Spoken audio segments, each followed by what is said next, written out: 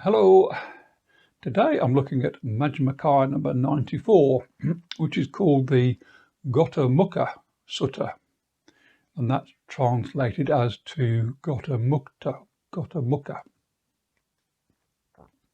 Now the location is Benares in the Kemaya mango grove, and the persons mentioned are Ghotamukha, who's a Brahmin, and the Venerable Udana, who's one of Buddha's followers. Now the sutta starts with the Brahmin Ghotamukha taking exercise in the Kemaya mango grove in the town of Benares that he's visiting, so he's not a local. Now here in this park he comes across the Venerable Udana, who is also walking in the park, and Ghotamukha strikes up a conversation with Udana, at first exchanging pleasantries, but then the Brahmin says, "There is no recluse life that fits in with the Dhamma, or Buddhism, and that might be because I have not seen any venerable ones in the Dhamma here, or the Dhamma here." At this remark, Venerable Udana walks off and returns to his dwelling. The Brahmin Ghotamukha follows, and Udana, rather formally and stiffly, invites the Brahmin to enter and be seated.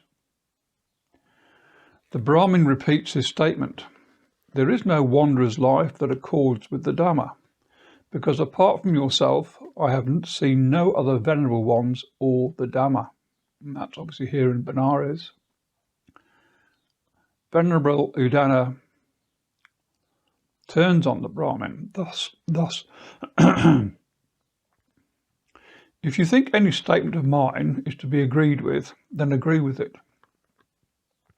If any statement is to be argued against, then argue against it. And if you do not understand, ask me to clarify it. In this way, we can discuss the matter." So my thought here is that this sets the rules of engagement for philosophical discussions, and that just issuing a blunt statement is not encouraging of good dialogue. So the Brahmin comes across as an arrogant stranger. So at this statement, the Brahmin agrees, and so Venerable Udana proceeds to respond to the Brahmin's statement. "Brahmin, there are 4 kinds of persons in the world. The kind of person who torments himself, the kind of person who torments others, the kind of person who torments himself and others, and finally the kind of person who does not torture himself nor torment others. Since this last kind of person does not torture himself or others, he is here and now hungerless, extinguished and cooled. He abides experiencing bliss, having become holy." "Master Udana," replies the Brahmin, "this latter kind of person satisfies my mind." Udana continues, "To take it further, there are 2 kinds of assembly. The ones who lust after jewels, seek wives and children, slaves, land, gold and silver. The other assembly abandons all this and goes into homelessness. Now, there is this kind of person who does not torment himself and torture others, and abides in bliss, having become holy. So, Brahmin, if the 2 types of assembly, in which one do you see him? The assembly that seeks wealth and power, or the assembly that shuns and rejects wealth and power and goes forth into homelessness?" The Brahmin Ghotamukha replies, "I usually see this kind of person in the assembly that does not lust after wealth and power, but in the assembly that has gone forth into homelessness." "But," Udana responds, "just now you said there is no wanderer's life that accords with the Dhamma." The Brahmin explains, "I only said that in order to learn whether there is a wanderer's life that accords with the Dhamma. Can you explain it to me, please? So here there's now a repeat of Sutta number 51, and what I'll do is just go back to when I went through that one just 3 years ago.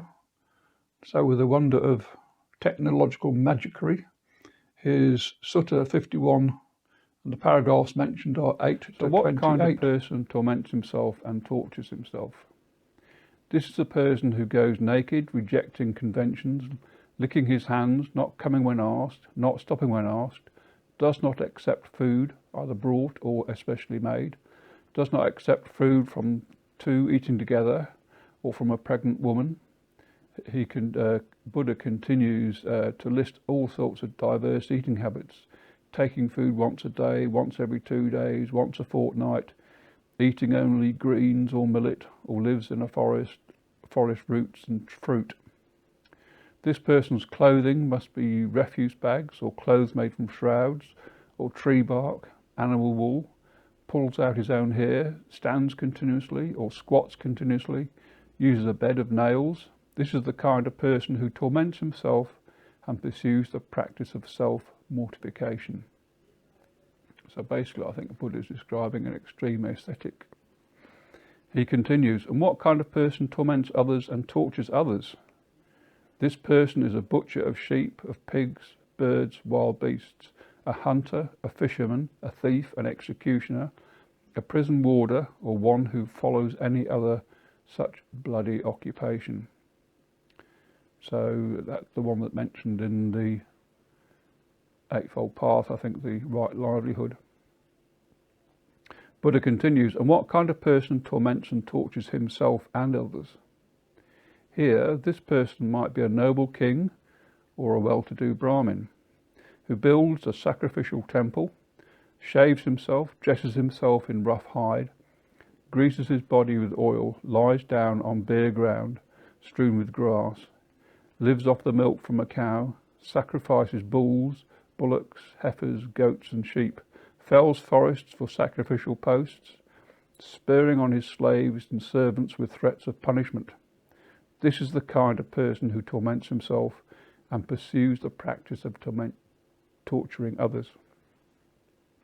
And what kind of person, bhikkhu, does not torment himself or torture himself and does not torment others or pursue the practice of tormenting others? This, the one who, since he torments neither himself nor torments others, is here and now hungerless, is extinguished and cooled, and abides experiencing bliss, having himself become holy. Here, bhikkhus, a Tathagata appears in the world, accomplished, fully enlightened, perfect in true knowledge and conduct, sublime knower of worlds, incomparable leader of persons to be tamed, teacher of gods and humans, enlightened and blessed. He sees the world with its gods and maras by direct knowledge. He teaches the Dhamma well and lives a perfect and pure holy life. Thus, a young person hears this Dhamma, decides it is not easy to practice whilst living with a household, so he takes up the yellow robe and goes into a life of homelessness, abandoning a small or large fortune, abandoning a small or large circle of relatives. He takes up the precepts, abandoning killing of living beings, compassionate to all living beings, abandoning taking that which is not given, taking only what is given. Abandons in celibacy, he observes celibacy. Abandons false speech, speaks truth and is trustworthy and reliable. Abandons malicious speech, does not repeat elsewhere what he has heard that may divide people. He becomes a promoter of friendships who enjoys concord. He abandons harsh speech. He speaks words that are gentle to the ear and courteous. He abandons gossip, speaks only at the right time, speaks facts, speaks to the Dhamma and the discipline. He abstains from injuring seeds and plants, eats 1 meal a day and does not eat at night. He abstains from dancing, singing, music, theatrical shows. He abstains from wearing garlands and using scent. He abstains from high and large couches and from accepting gold and silver. He abstains from accepting raw grain and raw meat. He abstains from accepting women and girls, from accepting men and women slaves. He abstains from accepting goats, sheep, fowl and pigs, elephants, cattle, horses and mares. He abstains from accepting fields and land. He abstains from going on errands and running messages. He abstains from false weights, metals and measures. He abstains from accepting bribes, deceiving, fraud, trickery. He abstains from wounding,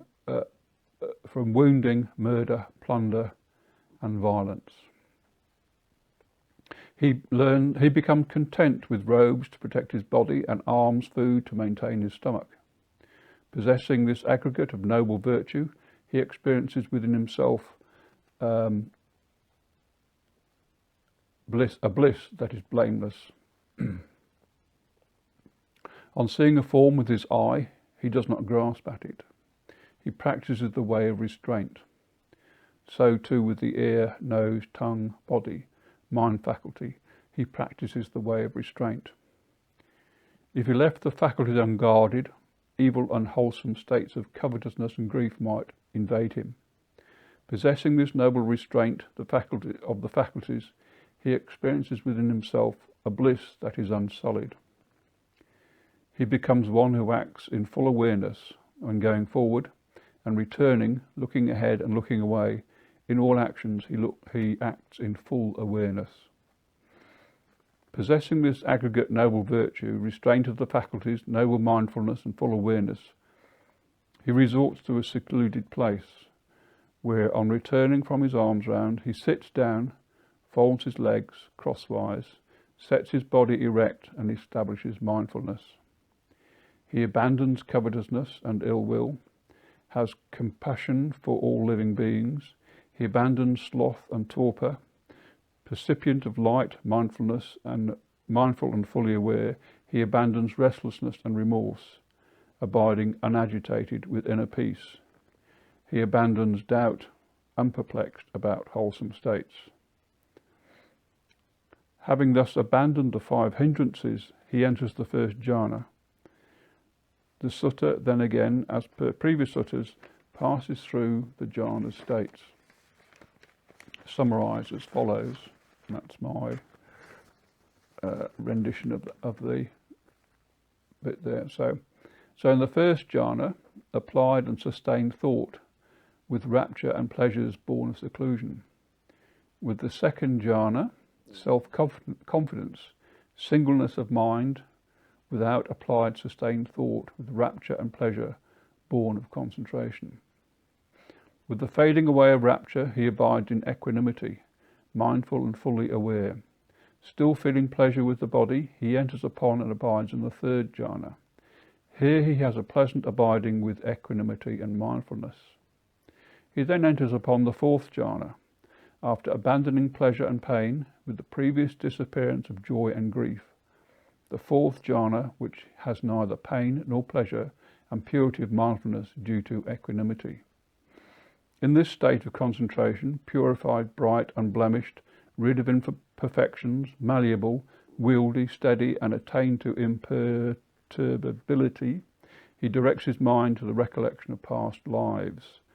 1 birth, 2 births, 100,000 births, many eons of world contraction and expansion. There I was so named of such a clan, with such an appearance, such was my nutriment, such my experience of pleasure and pain, such my life term. And so to my next life, where I was so named of such a clan, and so on and so forth. He then directs his mind to knowledge of the passing away and reappearance of beings, inferior, superior, fair and ugly, fortunate and unfortunate. He understands how beings pass on according to their actions. Those who were ill conducted and taken wrong view, after death they appear in a state of deprivation, in a bad destination. But those worthy beings who were well conducted in body, speech and mind, after death they reappear in a good destination, even in the heavenly world. He then directs his mind to destruction of the taints. He understands as it actually is. This is suffering. This is the origin of suffering. This is the cessation of suffering. He understands as it actually is.